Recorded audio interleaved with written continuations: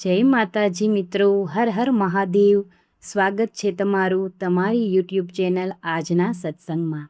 આજના વિડીયોમાં આપણે સાંભળવાના છીએ પુરુષોત્તમ માસની મહિમાવલી, જેમાં સંપૂર્ણ પુરુષોત્તમ માસનો સંક્ષિપ્તમાં સાર આવી જશે. પૂર્ણિમા કે અમાસના દિવસે કે મહિનામાં ગમે ત્યારે એકવાર તો આ મહિમાવલી સાંભળવી જ જોઈએ પુરુષોત્તમ મહિનામાં. જો તમને મારો વિડીયો પસંદ આવે તો લાઈક કરજો, શેર કરજો અને સબસ્ક્રાઈબ કરી કોમેન્ટમાં જય પુરુષોત્તમ ભગવાન, જય કાઠાગોરમાં જરૂરથી લખજો. તો ચાલો કરીએ હવે આપણે પુરુષોત્તમ માસની મહિમાવલી, જે 108 મણકાની માળા કહેવાય છે. શ્રી પુરુષોત્તમ માસના વ્રતની કથા સુણો નરનાર, ભવસાગરથી તરશો વ્રતની લીલા અપરંપાર.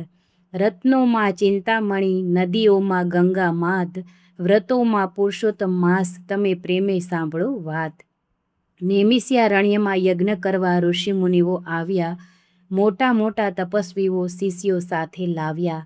તેવા સમયે શુદ્ધ પુરાણી ઓચિંતાના આવ્યા, જન કલ્યાણ થાય તેવી કથા કહેવા લાગ્યા. માસ દિવસ ઘડી પળ કાળના વિભાગ કહેવાય, નદી તળાવ કૂવા ઝરણા જળના વિભાગ કહેવાય. દરેક વિભાગને અધિષ્ઠાતાનું સુખ પ્રાપ્ત થાય, સંજોગો વસાત એક અધિક માસ તેનાથી વંચિત થાય. અધિક માસ મલમાસ રૂપે જગમાં જાહેર થાય, પોતાના અધિષ્ઠાતા ન હોવાથી તે બહુ દુઃખી થાય. આ માસને મલિન માની સત્કાર્ય થતા નહીં, વૈકુંઠમાં આવી વિષ્ણુને પોતાની આપવીતી કહી. 30 દિવસ સુધી સૂર્યનું સંક્રમણ અટકી જાય, તેથી આ જગમાં મલમાસ અડધૂત બહુ થાય. દુઃખ તિરસ્કાર અપમાનથી દુખડા ન સહેવાય, હે દયા સાગર દયા કરો મારું જીવન ઝેર થાય. મલમાસ કહે આ દુખડા હવે ના સહેવાય, મારું દુઃખ ભાંગવા તમે કરો કંઈક ઉપાય.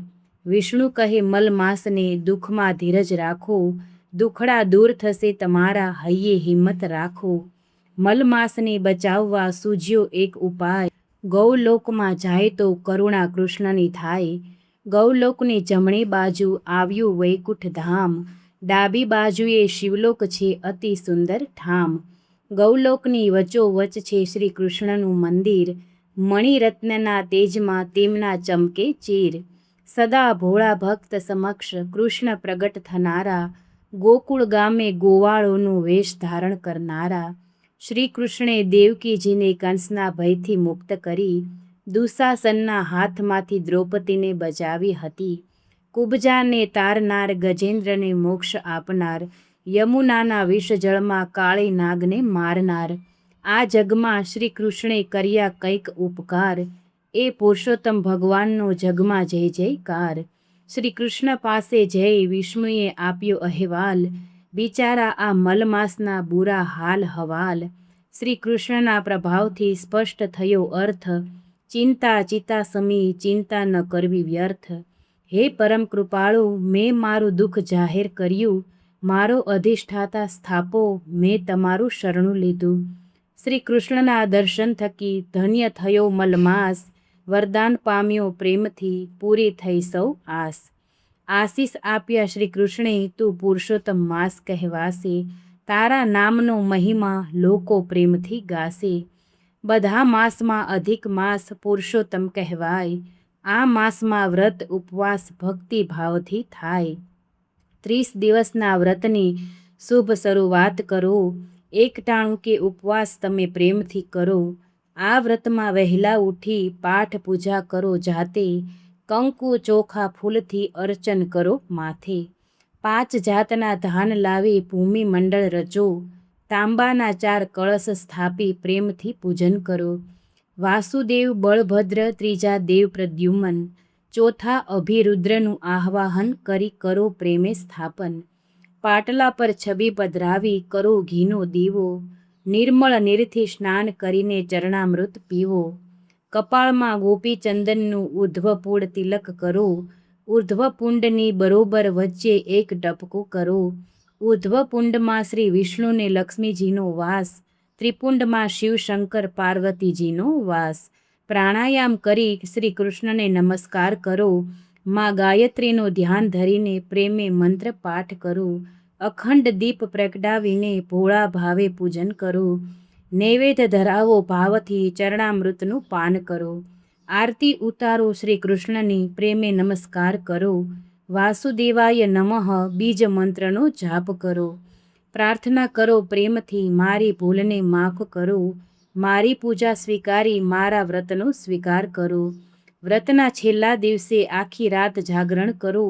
શ્રી કૃષ્ણનું કીર્તન કરી વ્રતની પૂર્ણાહુતિ કરો. શ્રદ્ધાથી જે વ્રત કરે પામે ધન ભંડાર. આ જગમાં આ વ્રતનો મહિમા અપરંપાર. આ વ્રતને ઇન્કવારવાથી મેઘાવતી થઈ પંચવતી દ્રૌપદી. જે 5 પતિને પામી તેના દુઃખદ ફળ રૂપે પાંડવોને બહુ વિપદ પડ્યું. રાજપાટ તજીને એમને જંગલ રહેવું પડ્યું.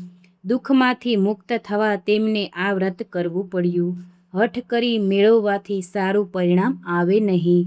ભલે મેળવો વરદાન શુભ ફળ મળે નહીં. અમરપુત્ર મેળવવા ધનુ શર્માને મન થયું. ત્યારે તેણે 12,000 વર્ષ અતિ ઉગ્ર તપ કર્યું. હઠ કરીને મેળવ્યું ધનુ શર્માએ વરદાન. તોય દીકરો મૃત્યુ પામ્યો ત્યારે આવ્યું ભાન. સુદેવ ગૌતમીના બાળકનું જ્યારે મૃત્યુ થયું અજાણપણામાં તેમનાથી આ વ્રત થઈ ગયું. આ વ્રતના પ્રતાપે બાળક સજીવન થઈ ગયું. તેથી જ દૃઢધનવાનું જીવન ધન્ય ધન્ય થઈ ગયું. માયાના બંધનમાં વ્રત જલ્દી ના સમજાય. કર્મની ગતિ ન્યારી કરેલા કર્મ એળે ન જાય. પુરુષોત્તમ માસના વ્રતથી મનવાંછિત ફળ પામે. આ ભવમાં સુખ મળે જાય વૈકુંઠ ધામે. જન્મ મરણના ફેરા ટળે વૈકુંઠનો અધિકારી થાય. આ વ્રતના પ્રભાવથી દુઃખ દારિદ્ર જાય. આ વ્રતથી મનોકામના સદાય પૂર્ણ થાય. આધિ વ્યાધિ ઉપાધિ બધું દૂર ઠેલાય. આ માસમાં જે કૃષ્ણનું વ્રત પૂજા દાન કરશે સુખ શાંતિ સહેલાઈથી પ્રાપ્ત કરી શકશે. પુરુષોત્તમ માસના વ્રતથી 100 યજ્ઞનું ફળ મળે. ભૂત પ્રેત પિશાચની બધી પીડાઓ દૂર ટળે. સુખ સંપત્તિ સંતાન શાન માન કીર્તિ મળે. દર્શન આપે ભગવાન અંતે વૈકુંઠ ધામ મળે. 108 પાઠ કરે તેને મળે ભગવાન. મનોકામના પૂર્ણ થશે મળે જગમાં માન. દાસ ગગજી ગાવી કહે હે પુરુષોત્તમ ભગવાન. સદા સૌને આપજો શક્તિ ભક્તિને જ્ઞાન. તો આવી હતી પુરુષોત્તમ માસની 108 માળાની મહિમાવલી. આ સાંભળવાથી પુરુષોત્તમ માસનું પૂરેપૂરું આપણને ફળ મળે છે. આપણી મનોકામના પૂરી થાય છે અને અંતે વૈકુંઠમાં ભગવાનના ચરણોમાં વાસ મળે છે. વિડીયો ગમ્યો હોય તો લાઇક શેર ને સબસ્ક્રાઈબ કરી કોમેન્ટમાં જય વિષ્ણુ ભગવાન જય પુરુષોત્તમ ભગવાન જરૂરથી લખજો. જય માતાજી.